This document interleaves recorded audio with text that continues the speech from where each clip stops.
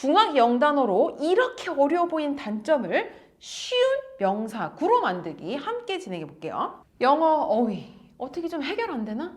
해결돼요. 대신 필요한 공식이 하나 있죠? 명사를 전치사로 수식하고 형용사로 다시 수식하는 이 공식 하나면 중학 영단어만으로도 나의 메시지를 굉장히 논리적이고 구체적으로 전달할 수 있다는 거죠. 오늘 떠오르는 명사 chair. 마구잡이로 지금 갖고 온 명사예요. 이 단어 갖고 무슨 메시지를 어떻게 구체적으로 한다는 거지? In the corner of my cozy living room.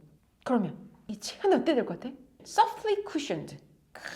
그림 그려지지 않아? 자, 이 체어 하나만으로도 나 지금 되게 편해 이런 메시지를 전달하죠. 간단한 공식이에요. 명사, 전치사, 형용사. 하지만 우리는 상황을 설명하려 하는 한국식에 익숙하기 때문에 어떤 상황을 보면서 명사를 찾아내는 건 쉽지 않아요.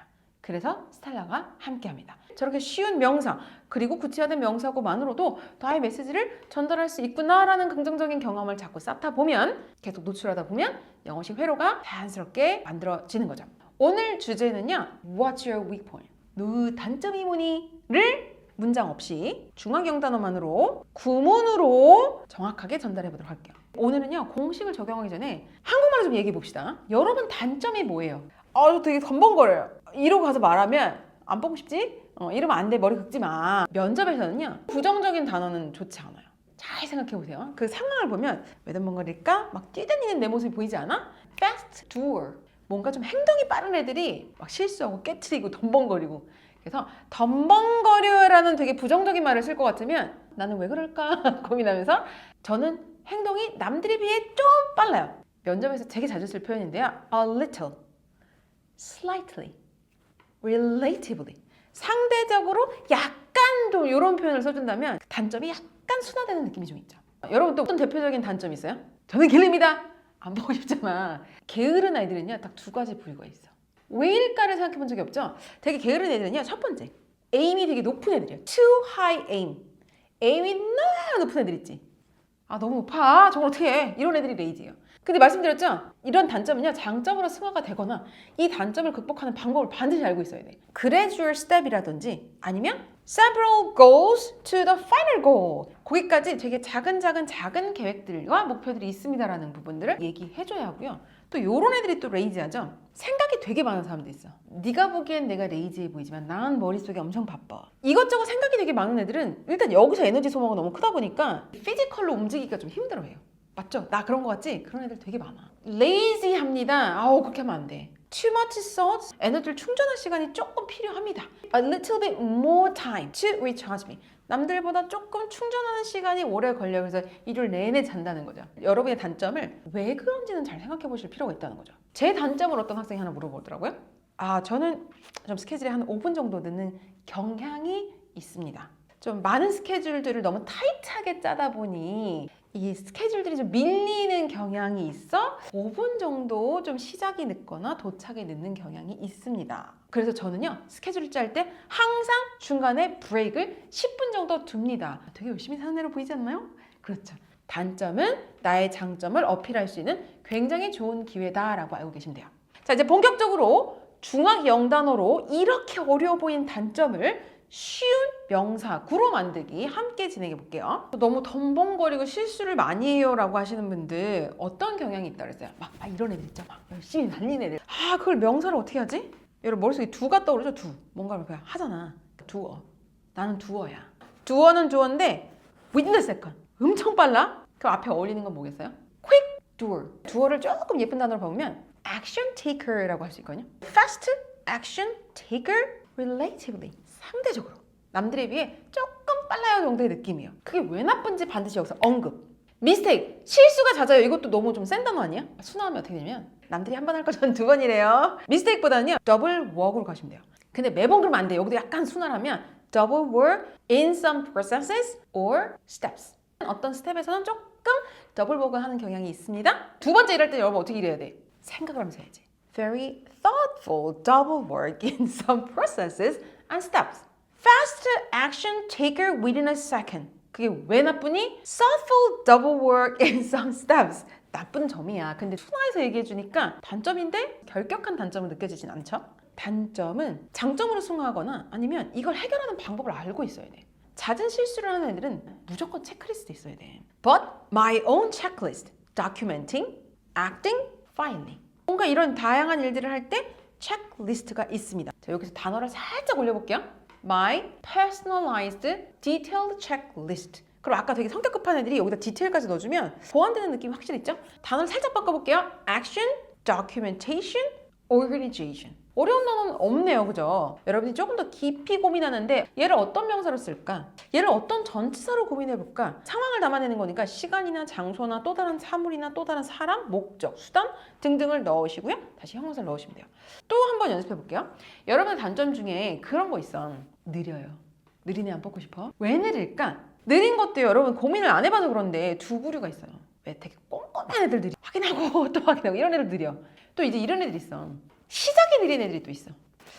이거를 하긴 해야 되는데 뭐 이런 애들이 있어요. 이 두 가지의 경우를 모두 명사, 전치사, 형용사로 연습해 볼게요. 먼저 되게 느린 애들은요. making a decision이 좀 느리다고 하는 경향이 있어요.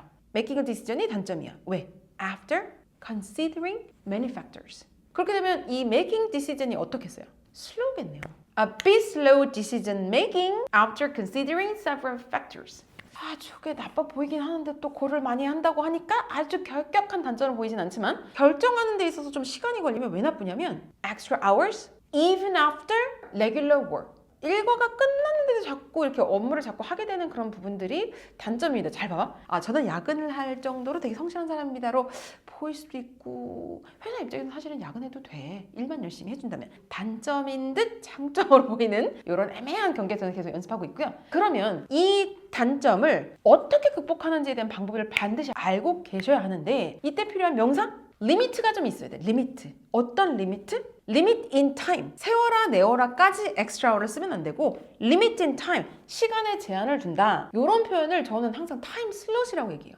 왜 이마트 주문하다 보면 타임 슬롯 있죠? 1시, 2시, 2시, 3시 이런 거 있죠? 1시부터 2시는 요거, 2시부터 3시는 요거 끝내고 이런 느낌처럼 time slots of each step. 각 스텝별로 시간을 리미트를 준다는 거죠. 이런 느낌을요. 딱 떠오르는 단어가 하나 있어. 타임 매니지먼트라는 되게 좋은 단어가 있거든요. Time management with each step time slots. 이런 개념을 어떻게 표현할 수 있냐면 잘 조직화되어 있다, 구조화되어 있다고 하죠. 그래서 structure라는 단어를 쓰면 너무 좋아요. Structured time slots of each step with no delay. 생각나는 단어들을 조금 더 붙여도 좋아요. 왜냐면 명사구에 붙은 단어들을 우리가 실제로 회화로 하려고 하는 거기 때문에 명사를 찾고 전치사를 찾고 형용사를 찾는 과정에서 새로운 단어가 들어온다면 유연하게 넣어주셔도 돼요. 이 아이디어를 계속 반복해서 리마인드를 하다 보면 내가 스피킹 해야 될 때 이 단어들이 막 그대로 막 순서대로 외워지는 게 아니고요. 생각나는 대로 물 흘러가듯이 스피킹을 하게 되는 거죠. I'm a bit slow at making a decision because there are many things to consider. So I need some extra hours after work. So every time I have limited time. I mean, each step has different time slot. I do my job only in a limited time. 뭐 이런 식으로 편안하게 자꾸 얘기하면 되니까 말할 때마다 문장은 바뀌어 들어올 수 있죠. 그래서 절대 암기할 필요도 없고 여러분 이 명사구를 타이트하게 쫀쫀하게 저와 함께 이렇게 만들어 가시는 게 되게 중요하실 거예요. 다른 경우 한번 해볼게요. 느린데 이번에는 시작이 느린 애들이 좀 있어요. 이런 애들은 조금 약간 완벽주의자의 경향들이 좀 있는데요. 자, 단점이 뭐예요? 그럼 일단 much time이죠. 느려요보다는 시간이 조금 더 걸립니다. 근데 정확히 얘기해야 돼요. Much time before the project. 프로젝트 전에 좀 시간이 걸리는 경향이 있는 거예요. Relatively extended. 시작 전이니까 무슨 time? Preparation time for the project. 그러니까 얘가 프로젝트 시작 전에 조금 버퍼링이 있구나라고 생각하시면 돼요. 그게 왜 나빠요? 라는 건데 시작이 좀 느리네요. Slow starter인데 얘네들이 준비, preparation 동안 뭘 해놨겠어? 이따만큼 페이퍼를 가지고 있다? A bit slow starter with lots of paper. 준비하는 게 좀 많은 거죠. 그래서 나쁜 게 뭐냐라고 하면 relatively slow starter with lots of paperwork일 수도 있고요. 이걸 조금 세련된 단어로 해보면 시작을 왜 이렇게 찔끔찔끔하는 애들 있죠? 이런 걸 gradual이라고 하잖아요. 어려운 단어 아니에요. 중학 단어예요. gradual, initiate이라는 단어 아세요? 조금 어렵긴 하지만 이것도 initiate, 시작하는 거잖아요. 그래서 gradual initiator with lots of paperwork.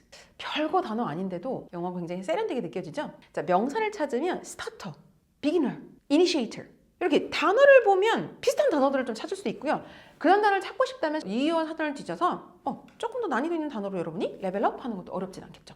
자, 그러면 이 단점을 어떻게 극복할 수 있느냐라는 거죠. 시작이 느린 애들은 시작만 느리면 돼. 일단 시작하면 빠른데 뭐와 함께? 이미 준비 많이 해놨죠? 체크리스트가 있는 거야. 이 체크리스트 덕분에 뭐가 필요 없냐?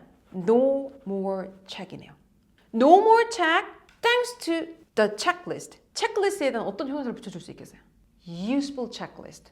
No more check thanks to this useful checklist. No more check이라는 거는 no more check, no more extra hours in the middle of the project. 이렇게 들어오면 되겠죠. 다시 말하면 fast progress in the middle of project. 이렇게 돌려서 말할 수도 있겠네요. Fast progress thanks to well prepared checklist.